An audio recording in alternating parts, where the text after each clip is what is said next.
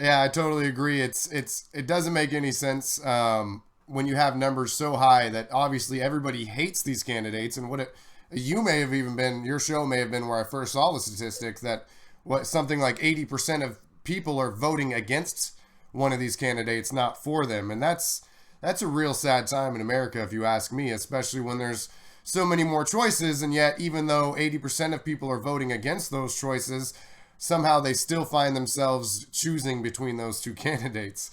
Um, Right, because they've got to scare people into voting for, Hillary, because they can't get people to vote for her, and so they've got to scare people into voting for her.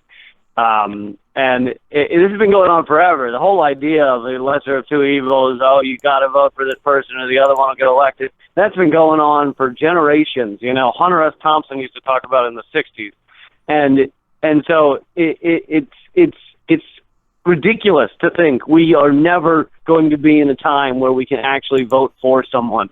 We've been playing this fear game for too long. And look what it's brought us. It's brought us corporate rule. Yep. It's brought us a corporate totalitarian government.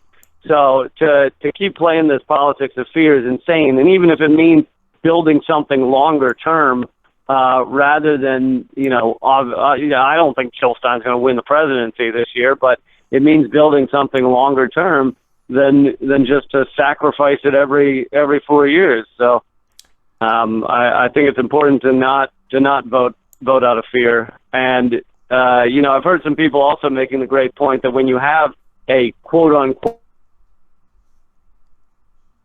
when they're pushing this corporate agenda, for example, Trans-Pacific Partnership, as Obama is doing right now, it splits the natural opposition to something like that. So the natural opposition to this corporate rule, which TPP is cedes our sovereignty as a nation to a corporate international tribunal.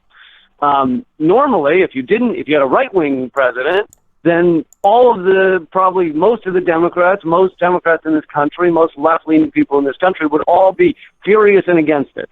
But instead, you have a Democrat in office, and he's telling everybody, hey, I love the TPP, and so you split the opposition. So it actually allows for worse, corporate malfeasance and takeover of our world.